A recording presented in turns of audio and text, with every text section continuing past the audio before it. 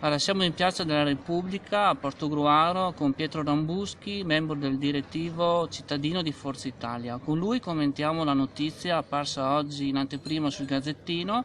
ossia che il senatore emerito Paolo Scarpa ha aderito alla Lega. Sì, guardi, il passaggio di Paolo Scarpa alla Lega oggi non è che crea dei grossi problemi in quanto ormai diversi, diciamo, esponenti di Forza Italia sono passati, diciamo, alla Lega, almeno questo per quanto riguarda in provincia di Venezia. Quindi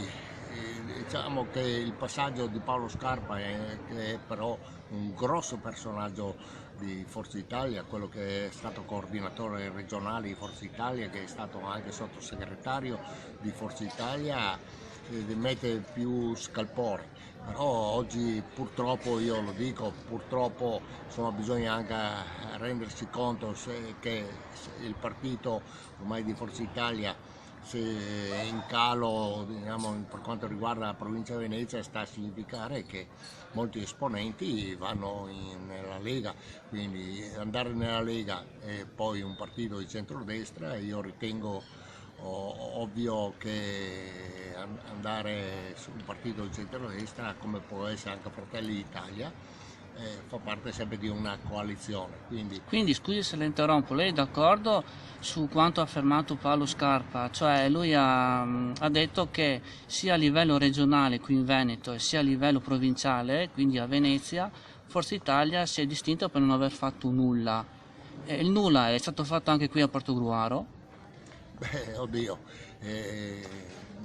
a livello regionale e a livello provinciale io concordo con quanto dice Paolo Scarpa, che è fatto nulla, perché noi a riunioni così di Forza Italia ne avevamo fatte pochine indubbiamente. Per quanto riguarda Portogruaro poi c'è sempre questa diatriba che il coordinatore provinciale permette,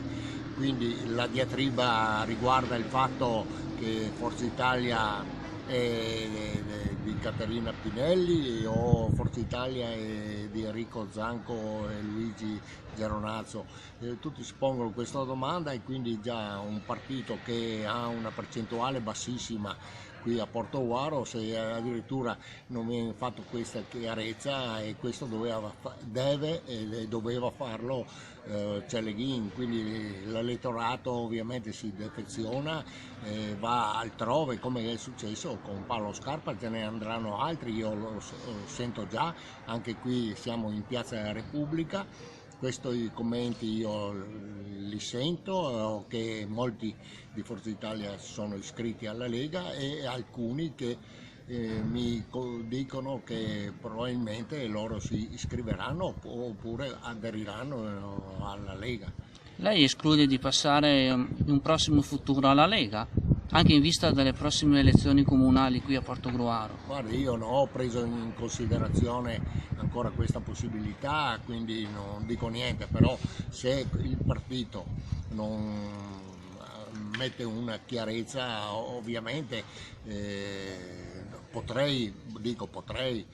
prendere in considerazione anch'io questi passaggi, perché se non esiste più un partito, io un partito devo stare, specie per le amministrative del 2020. Quindi lei chiede anche che si faccia chiarezza una volta per tutte qui a Portogruaro su Forza Italia, insomma, su chi deve tenere le redini del partito. Certamente, questo è che l'elettorato non riesce a capire ancora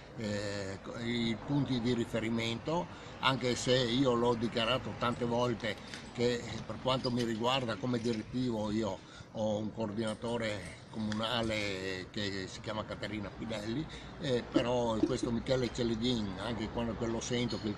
dico Michele Celeghin è il coordinatore provinciale di Forza Italia, questa chiarezza lui non la fa, perché una volta dice a noi che il coordinatore comunale è Caterina Pinelli, altre volte giunge che Zanco e Geronazzo hanno in mano il partito. Se allora lui non sconfessa tutto ciò, questo non è un partito, è un partito che va alla deriva, quindi non è un problema di Portogruaro, è un problema di coordinatore provinciale.